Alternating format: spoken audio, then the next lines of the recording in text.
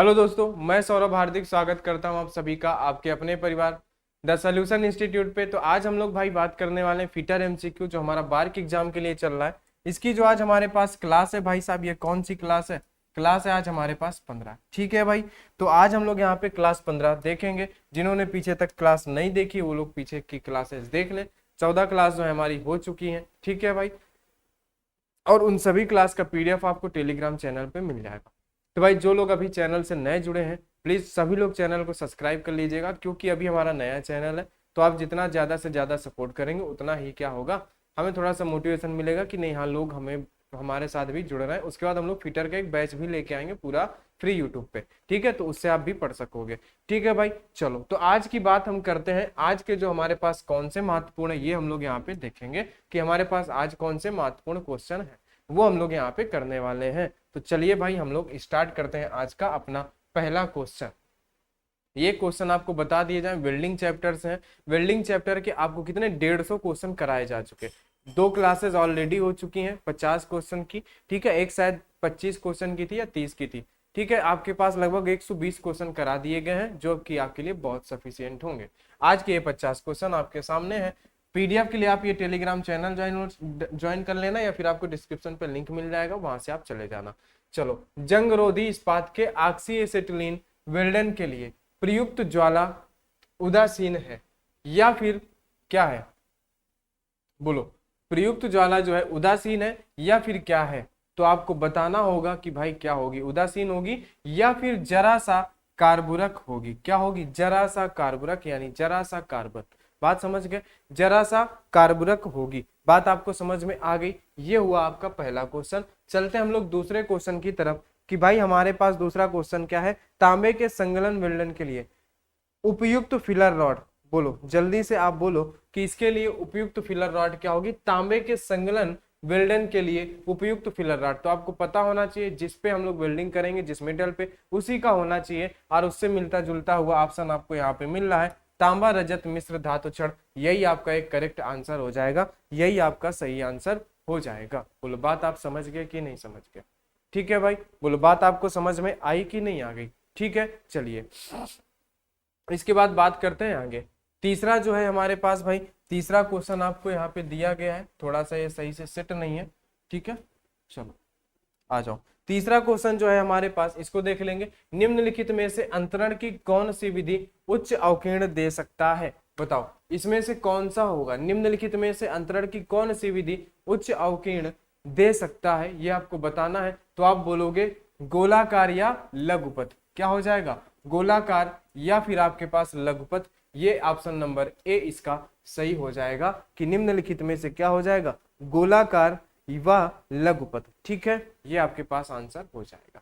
आ जाओ चौथे number question पे। आंसर पढ़ा करो, और हमारे आंसर इसलिए थोड़ा सा देर लगाते हैं ताकि आप लोग अपने मन में आंसर दे सको, उसके बाद आपको पता चल सके कि नहीं हाँ क्या है।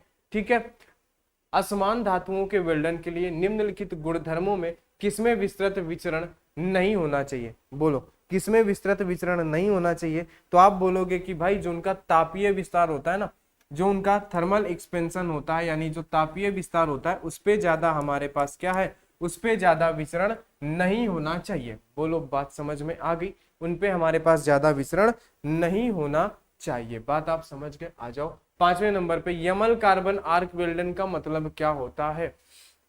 यमन कार्बन आर्क वेल्डन का मतलब क्या होता है? यमन कार्बन आर्क वेल्डन का मतलब क्या होता है ये आपको बताना है। तो आप बोलोगे इसका मतलब ये होता है कि वेल्डन प्रक्रिया जिसमें आर्क विशेष होल्डर के साथ दो कार्बन इलेक्ट्रोडों से स्थापित एवं अनुरक्षित हो, वही क्या होता है? वही आपका यमन कार्बन आर्क वेल्डन का मतलब होता है। बात समझ गए? ये सभी क्वेश्चन आपके लिए जरूरी है मेरे भाई।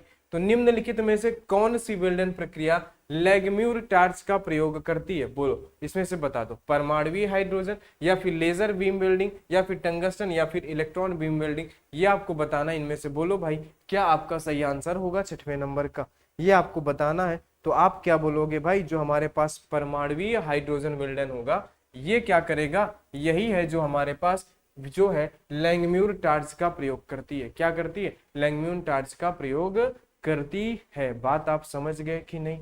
बात आप समझ गए? चलो आ जाओ हमारे पास 7वें नंबर पे कि प्लाज्मा आर्क वेल्डन प्रक्रिया में प्लाज्मा द्वारा जनित क्या होगा। प्लाज्मा आर्क वेल्डिंग में प्लाज्मा द्वारा जनित निम्न आवृत्ति एसी वोल्टता या निम्न आवृत्ति एसी धारा, उच्च आवृत्ति एसी वोल्टता या उच्च आवृत्ति एसी धारा क्या होगी। उच्च आवृत्ति है ना, हाई फ्रीक्वेंसी एसी करंट या हाई फ्रीक्वेंसी एसी वोल्टेज क्या होगा मेरे भाई। 7वें नंबर का आंसर बता दो जल्दी से।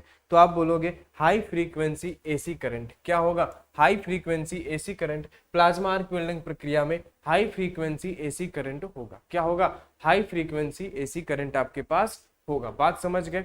आ जाओ 8वें नंबर पे, मूल धातु की धातु विज्ञान की संरचना को खाली स्थान के द्वारा बदल दिया जाता है। मूल धातु की धातु विज्ञान की संरचना को यानी संरचना को किसके द्वारा बदल दिया जाता है। तो आप बोलोगे मेरे प्यारे भाई कि वेल्डिंग के द्वारा यानी वेल्डन के द्वारा उनको बदल दिया जाता है। क्या किया जाता है, वेल्डन के द्वारा बदल दिया जाता है। बात आप समझ गए, ठीक है मेरे भाई। चलो 9वां नंबर, निम्नलिखित में से किस धातु में सर्वोत्तम वेल्डनीयता होती है। बोलो, कार्बन इस्पात में, लौह में, या जंगरोधी इस्पात या ढलवा लोहा, किसमें से क्या होता है धातु की सर्वोत्तम वेल्डनीयता होती है। किस धातु में सर्वोत्तम वेल्डनीयता होती है ये आपको बताना है। तो आप क्या बोलोगे मेरे भाई कि जो लौह धातु होती है इसमें सर्वोत्तम वेल्डनीयता होती है। किस पे भाई, जो हमारे पास क्या होता है, लोहा होता है, लौह होता है, ठीक है, उस पे हमारे पास होगा। बात समझ गए आप। चलो आगे क्वेश्चन पे बात करते हैं। 10वां नंबर जो हमारे पास क्वेश्चन है, संगलन वेल्ड के अंतवेशन का अनुपात। संगलन वेल्ड के अंतवेशन का अनुपात है, बताओ क्या है इनमें से। वेल्डन की गहराई से चौड़ाई, या वेल्डन की चौड़ाई से गहराई, या वेल्डन की चौड़ाई से मूल धातु की मोटाई, या वेल्डन की गहराई से हमारे पास क्या है, मूल धातु की मोटाई। तो आप बोलोगे कि भाई संगलन वेल्डन के अंतवेशन में का अनुपात जो होता है वो क्या होता है, वेल्ड की गहराई से चौड़ाई। क्या होता है, वेल्ड की गहराई से चौड़ाई होता है। बोलो बात आपको समझ में आई कि नहीं आई। बात आप समझ गए। चलो आ जाओ आगे 11वें नंबर पे। 11वें नंबर का आंसर जो है आप सभी लोग बता दो कि क्या होगा। बोलो, सूक्ष्म वेल्डन अनुप्रयोगों के लिए सबसे उपयुक्त वेल्डन तकनीकी। सूक्ष्म वेल्डन अनुप्रयोगों के लिए सबसे उत्तम वेल्डन तकनीकी क्या होगी। तो आप बोलोगे लेजर वेल्डन। क्या बोलोगे आप बोलोगे लेजर वेल्डन। बात आपको समझ में आ गई कि नहीं, लेजर वेल्डन हो जाएगा। क्या हो जाएगा, लेजर वेल्डन। बात समझ गए। सूक्ष्म वेल्डन अनुप्रयोगों के लिए सबसे उपयुक्त वेल्डन तकनीकी क्या होगी, लेजर वेल्डन तकनीकी होगी। बात आप समझ गए, ठीक है, इतनी बात आपको समझ में आ गई मेरे भाई। चलो आगे क्वेश्चन की बात करें क्या। चलो आगे क्वेश्चन की बात कर लेते हैं। 12वां नंबर क्वेश्चन, वेल्डन ऑपरेशन के मामले में अपर्याप्त अंतर्वेशन का कारण क्या होता है। वेल्डन ऑपरेशन के मामले में अपर्याप्त अंतर्वेशन, ठीक है, अपर्याप्त हमारे पास क्या है, अंतर्वेशन का कारण क्या होता है, ठीक है, बता दो। तो आप बोलोगे या क्रैक फॉर्मेशन यानी दरार का गठन या संचारण, या फिर विसरण या अधोरसन यानी कि अंदर कटिंग, या फिर डिफ्यूजन, या फिर क्या है हमारे पास संचारण यानी कोरोजन, या फिर क्रैक इन क्या है फॉर्मेशन। तो आप बोलोगे दरारों का गठन यानी कि क्रैक फॉर्मेशन अंतर्वेशन का कारण होता है। किस पे, वेल्डन ऑपरेशन के मामले में। ठीक है भाई, बात समझ गए। आगे चलते हैं 13वें नंबर पे, ठीक है, कि वेल्डन ऑपरेशन के बाद अपशिष्ट फ्लक्स को किस धातु की सतह से तुरंत हटाया जाना चाहिए, अन्यथा अपशिष्ट फ्लक्स जो है की उपस्थिति से को बढ़ावा मिलता है। तो आप बोलोगे कोरोजन यानी कि संचारण को हमारे पास क्या मिलता है, बढ़ावा मिलता है। इसलिए वेल्डिंग के बाद धातु की सतह से हमें फ्लक्स को हटा देना चाहिए। ठीक है, बात समझ गए कि क्या करना चाहिए, हमें हटा देना चाहिए। बात समझ गए भाई, बोलो। ठीक है, आगे बात करें क्या, आगे बात करें अगर हम लोग कि कर्तन प्रचालन के लिए सबसे उपयुक्त ज्वाला। बोलो, कार्बन ऑक्सीकारक या फिर कार्बन व्यापन या उपरोक्त में से कोई भी नहीं। बता दो। 14 नंबर का आंसर आप सभी लोग दे दो मेरे भाई, प्यारे भाई लोग, क्या होगा। बोलो, ऑक्सीडाइजिंग या फिर न्यूट्रल या फिर कार्बोराइजिंग क्या होगा। कर्तन प्रचालन के लिए, कटिंग कार्य के लिए है क्या ये। ठीक है, तो आप बोलोगे कि ऑक्सीडाइजिंग यानी कि ऑक्सीकारक ज्वाला ज्यादा उपयुक्त होती है। बात समझ गए। आ जाओ आगे। आमतौर में पर काले रंग का पेंट होता है एसिटिलीन सिलेंडर में, ऑक्सीजन सिलेंडर में या हाइड्रोजन सिलेंडर में। तो आप बोलोगे एसिटिलीन सिलेंडर में तो हमारे पास मैरून कलर का होता है, और ऑक्सीजन सिलेंडर में आमतौर पे काले रंग का होता है। कैसा, काले रंग का। ठीक है मेरे भाई, ये आपसे दोनों ज्यादा पूछे जाते हैं, तो आप बता दोगे कि भाई आमतौर में लाल रंग काला रंग का जो है ऑक्सीजन का सिलेंडर होता है। 16वें नंबर पे अगर हम लोग बात करें, ठीक है भाई, क्वेश्चन कहाँ भग रहा है, क्वेश्चन को हम लोग सही से लाते हैं पहले तो, ठीक है, ये आ जाओ कि आर्क वेल्डन में आर्क लंबाई लगभग बराबर होनी चाहिए।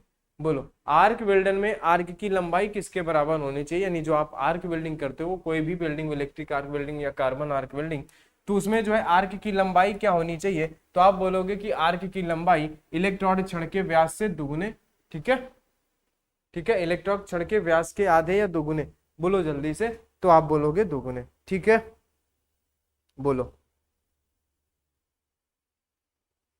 किसके बराबर होनी चाहिए, छड़ के व्यास के दोगुने, ये तो भाई सही नहीं है, ये सही नहीं है, व्यास के दोगुने नहीं होगा भाई, ये छड़ के बराबर होता है, ठीक है, छड़ के व्यास के बराबर आप कर लेना, ठीक है, छड़ के व्यास के बराबर कर लेना, ठीक है मेरे भाई, छड़ के व्यास के बराबर कर लेना, बराबर होता है, बात समझ में आ गई आपके, बात समझ गए आप, चलो आ जाओ 17वें नंबर का आप सभी लोग आंसर करो कि भाई 17वें नंबर का आंसर आपके पास क्या होगा, कि भाई निम्नलिखित में से कौन सा गुण धातु के संबंधता को नियंत्रित करने के लिए मनाया जाता है, तो आप बोलोगे कि भाई हमारे पास गैस विलेयता, यानी गैस विलेयता जो होती है, इसे हम लोग क्या करते हैं, इसे हम लोग नियंत्रित संबंधता को नियंत्रित करने के लिए करते हैं, क्या, गैस विलेयता, बात आप समझ गए। चलो 18वें नंबर का आप बता दो, ताप प्लास्टिक वेल्डन छड़ के अनुप्रस्थ काट का आकार क्या है, बताओ, ताप प्लास्टिक वेल्डन छड़ के अनुप्रस्थ काट का आकार क्या होता है, त्रिकोणीय या षष्ठकोणीय या वर्ग या फिर पंचभुजीय होता है, तो आप बोलोगे अनुप्रस्थ काट का जो ताप प्लास्टिक के वेल्डन है ना, का अनुप्रस्थ काट जो होता है वो होता है त्रिकोणीय, यानी कि ट्रायंगुलर, यानी कि त्रिभुजाकार, ठीक है, त्रिकोणीय, ट्रायंगुलर या फिर आप बोलोगे त्रिभुजाकार, बात आपको समझ में आ गई।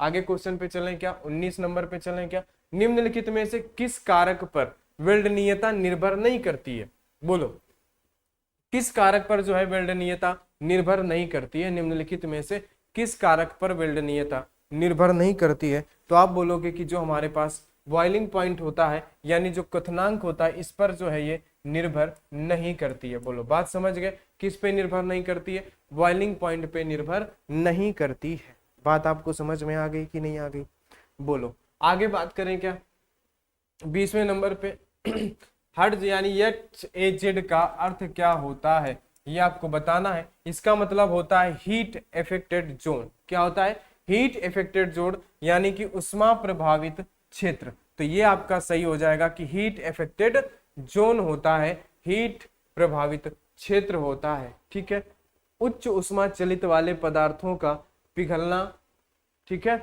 उच्च उष्मा चलित वाले पदार्थों का पिघलना क्या है, डिफिकल्ट है, आसान है, या फिर बहुत ही ज्यादा मध्यम है, क्या होगा, तो आप बोलोगे कि भाई उच्च उष्मा वाले जो होते हैं ना, उच्च उष्मा चलित वाले जो होते हैं उनका डिफिकल्ट होता है, तो जनरली सा कॉमन सेंस से ही आप बता दोगे कि उनका क्या होता है, डिफिकल्ट होता है, यानी कि कठिन होता है, ट्रिपिकल भी बोल सकते हो। आर्क में केंद्र से इलेक्ट्रोड अग्र तक की दूरी क्या कहलाती है, बता दो, क्या कहलाएगी, आर्क लेंथ कहलाएगी क्या, आर्क की लंबाई कहलाएगी क्या, तो आप बोलोगे जी हाँ, क्या कहलाएगी, आर्क की लंबाई कहलाएगी, बोलो बात समझ गए, आर्क की लंबाई कहलाएगी, बोलो बात समझ में आई क्या।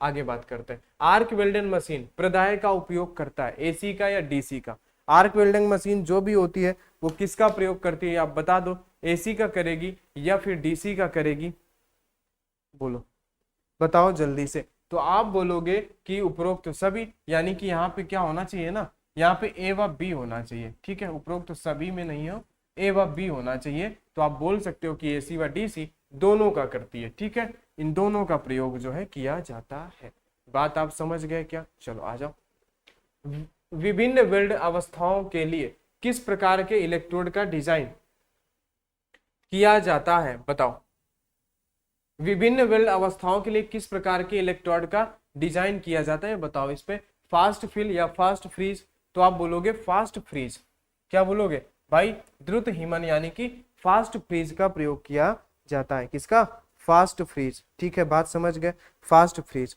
बात समझ गए क्या। आ जाओ अब बात करते हैं आगे, आगे हमारे पास क्या होगा 25 नंबर, एसी वेल्डन ट्रांसफार्मर की दक्षता क्या है? एसी वेल्डन ट्रांसफार्मर की दक्षता क्या है? एसी वेल्डन ट्रांसफार्मर की दक्षता जो होती है वो 0.8, यानी आप इसको 80% भी कह सकते हो। 80% यानी कि 80/100, इसको 0 से 0 काटोगे जो कि आपके पास 0.8 आएगा, यानी कि ये दोनों चीजें सेम ही है, ये भी सेम ही है, यानी कि 0.8 आ जाएगा। अगर आपको कभी 80% दे देता है तो आप 80% भी कर सकते हो, कोई दिक्कत नहीं है। कार्बन आर्क वेल्डन की प्रक्रिया का उपयोग किस पदार्थ के लिए नहीं किया जाता है?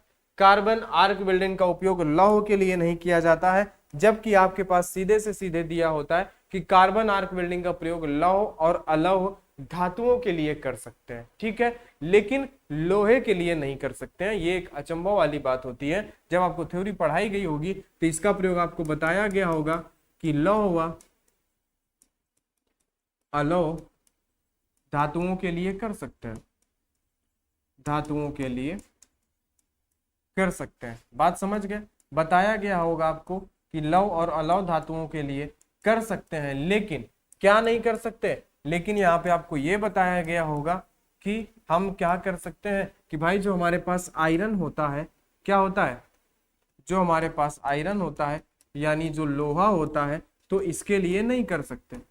ये आपको बताया गया होगा कि इसके लिए हम लोग क्या है, नहीं कर सकते। ये आपको साफ साफ शब्दों में बताया गया होगा।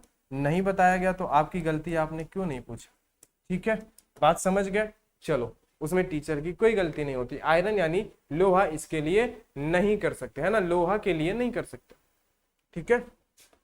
क्या बोला था? कार्बन आर्क वेल्डिंग प्रक्रिया उपयोग किस पदार्थ के लिए नहीं कर सकते? तो लोहे के लिए नहीं कर सकते। ये लिख लो, ये सेंटेंस ज्यादा सही होगा, ठीक है। बात समझ गया? आप आगे आ जाओ कि भाई धातु आर्क वेल्डन में धनात्मक इलेक्ट्रोड का तापमान क्या होता है? आप सीधे से बता दो, 2600 डिग्री सेंटीग्रेड होता है मेरे भाई, 2600 डिग्री सेंटीग्रेड होता है। कितना होता है? 2600 डिग्री सेंटीग्रेड होता है। बोलो, बात समझ गए क्या?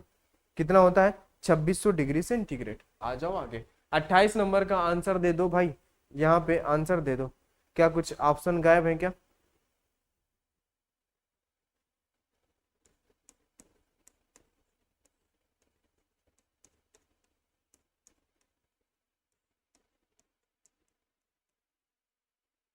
ठीक है, option number A, option number B, option number सी।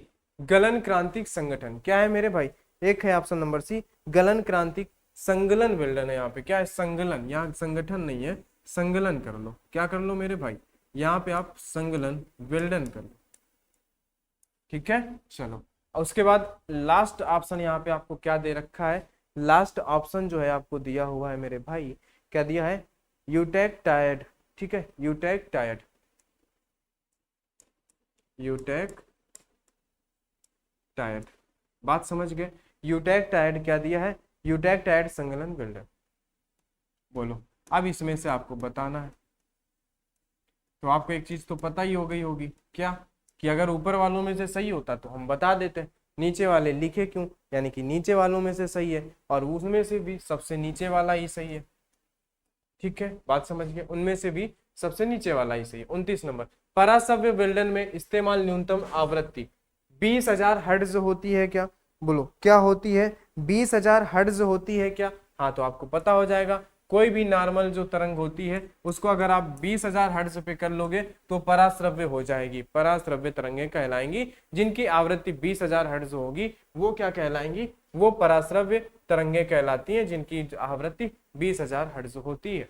बोलो, बात समझ गए कि नहीं? तो वो होती हैं हमारे पास पराश्रव्य तरंग। ऑक्सीजन कर्तन प्रक्रिया में इस्तेमाल होने वाली कर्तन टार्च में उपलब्ध विवर्ती की संख्या क्या होती है? ये आपको बताना है, कितनी होती है संख्या? तो आप बोलोगे इस्तेमाल होने वाली जो होती है वो 7 संख्याएं होती हैं। क्या होती हैं? 7 होती हैं। कर्तन टार्च में उपलब्ध विवर्तों की संख्या कितनी होती है? 7 होती है, ठीक है। चलो आ जाओ आगे, 31 नंबर, इनमें से कौन सा डेवलपर का एक प्रकार नहीं है? बोलो, इनमें से कौन सा डेवलपर का एक प्रकार नहीं है? ये आपको बताना है। बोलो भाई जल्दी से, बोलो बोलो बोलो, कौन सा डेवलपर का प्रकार नहीं है? तो आप बोलोगे तेल घुलनशील डेवलपर, तेल घुलनशील डेवलपर ये आपका यहाँ पे एक करेक्ट आंसर हो जाएगा, तेल। ठीक है, डेवलपर, ये आपका यहाँ पे करेक्ट आंसर हो जाएगा। बोलो बात समझ गए क्या? चलो ये आपका हो जाएगा करेक्ट आंसर। ठीक है, चलो आ जाओ आगे बात करें। 32 नंबर पे, इस्पात के थर्मिट वेल्डन में प्रयोग किया जाने वाला धातु पाउडर, एल्यूमिनियम, पीबी या सीयू या फिर डब्ल्यू? बोलो, एल, पीबी, सीयू या फिर डब्ल्यू होगा, क्या होगा? तो आप बोलोगे एल्यूमिनियम होगा। ठीक है, क्या आएगा? के अंतर्गत आता है, इनमें से में क्या होगा? बोलो बोलो भाई, प्रयोग किया जाने वाला पाउडर जो होगा वो होगा आपके पास एल्यूमिनियम। क्या होगा भाई?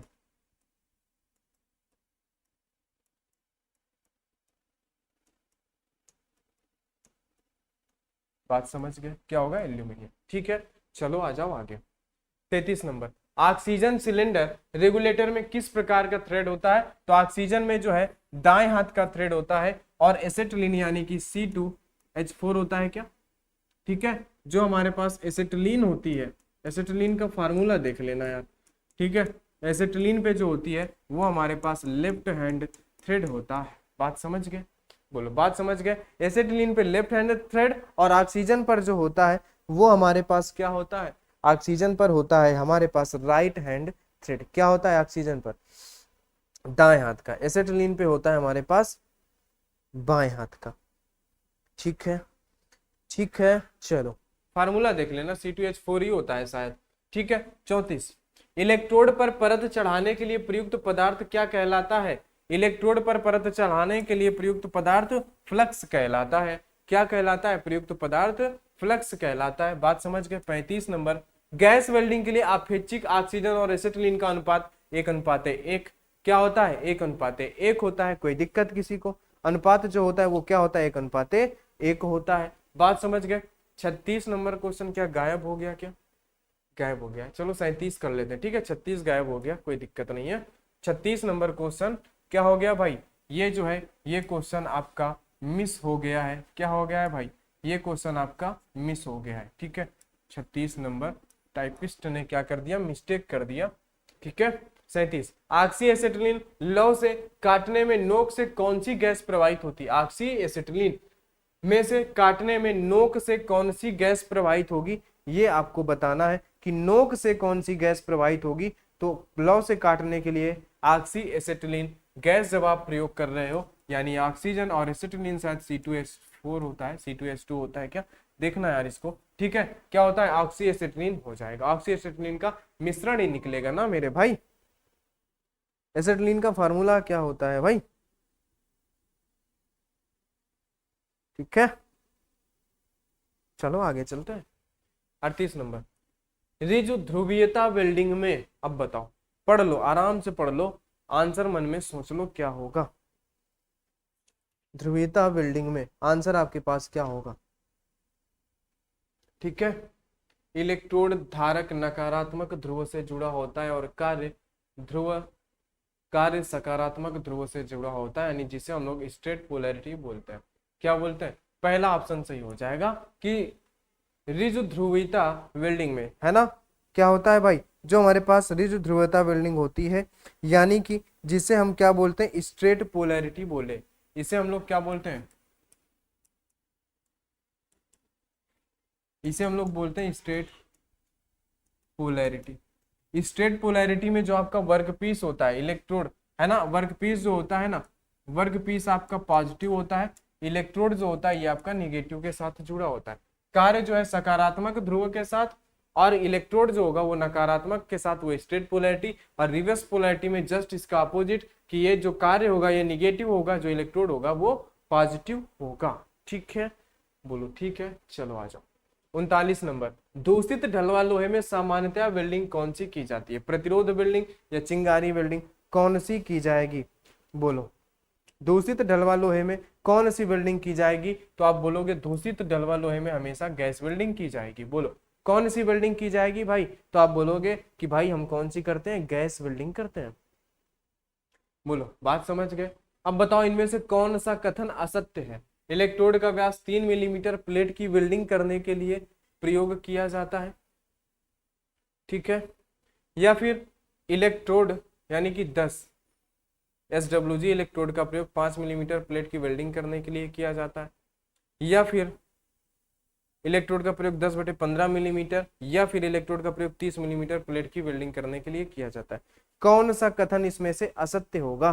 तो आप बोलोगे कि 4SWG, ये वाला ऑप्शन गलत होगा। 4SWG इलेक्ट्रोड का प्रयोग 30 मिलीमीटर के लिए करते हैं, नहीं, ये बात आप गलत बोल रहे हो, ठीक है। 4SWG जो होता है ये 10 से 16 mm कर सकता है। कितना कर सकता है? 10 से 16 mm कर सकता है। कितना? 10 से 16 mm कर सकता है मेरे भाई,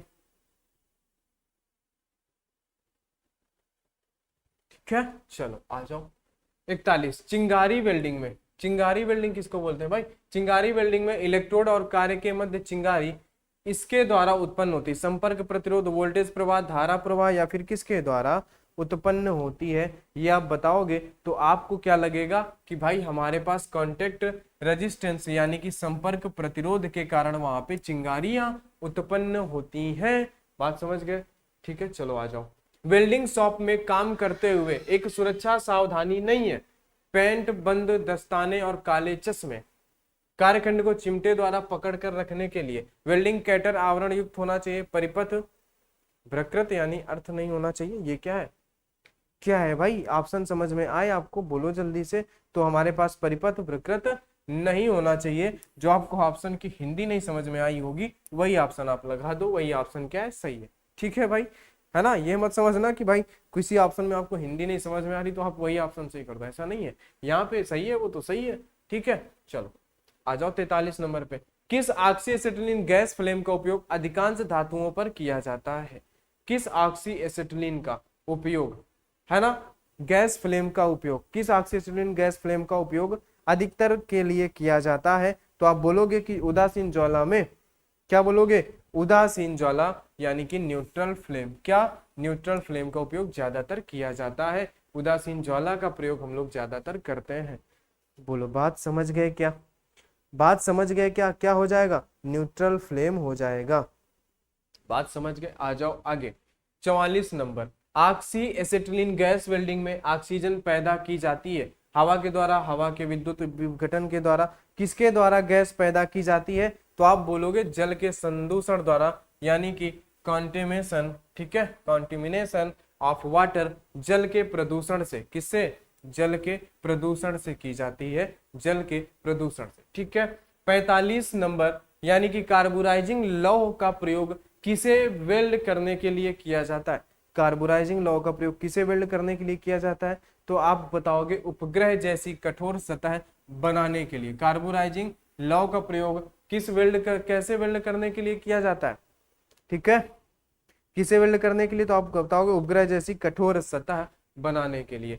46, आर्क वेल्डिंग में आवश्यक डीसी वोल्टता, ठीक है, बोलो 90 से 100 वोल्ट डीसी वोल्टता आर्क वेल्डिंग में 90 से 100 वोल्ट। कितनी?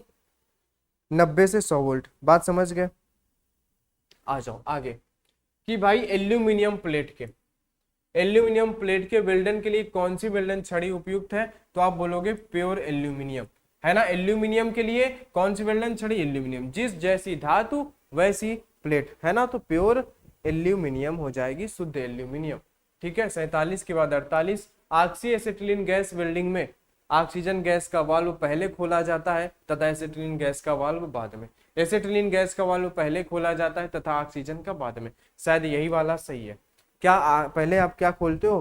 पहले आप खोलते हो एसिटिलीन गैस का वाल्व, पहले खोलते हो। बात समझ गए कि नहीं? और बंद भी पाए पहले ही आप करोगे। बोलो ठीक है मेरे भाई। आ जाओ 49 नंबर पे। एसिटिलीन गैस की मात्रा से अधिक मात्रा में ऑक्सीजन मिलाने पर ज्वाला बनती है। क्या बोलोगे आप? ऑक्सीडाइजिंग ज्वाला बनती है, ठीक है। क्या बनती है? ऑक्सीडाइजिंग ज्वाला बनती है। बात आप समझ गए, ठीक है। आ जाओ 50 नंबर पे। गैस वेल्डिंग में उपयोगी ऑक्सी एसिटिलीन गैस से उत्पन्न ज्वाला का उच्चतम तापमान क्या होता है? 3200 डिग्री सेंटीग्रेड होता है ना। क्या होता है? आप बोलोगे मेरे भाई मेरे दोस्त 3200 डिग्री सेंटीग्रेड होता है। गैस वेल्डिंग में उपयोगी ऑक्सी एसिटिलीन गैस से उत्पन्न ज्वाला हमेशा 3200 डिग्री सेंटीग्रेड ही होगा। बोलो आपको बातें समझ में आई क्या? ठीक है भाई, चलो आपको बात समझ में आ गई। ठीक है भाई, चलिए तो ये थी हमारी आज की 50 क्वेश्चन की सीरीज, और कल हम लोग कोई दूसरा चैप्टर उठाएंगे भाई। तो हमारे साथ आप जुड़ते रहिए, चैनल को सब्सक्राइब करते रहिए, दोस्तों के साथ शेयर करते रहिए भाई। तो चलिए, वीडियो में लास्ट तक बने रहने के लिए सभी को बहुत बहुत धन्यवाद। मिलते हैं हम लोग अब एक नेक्स्ट क्लास में, नई क्लास में।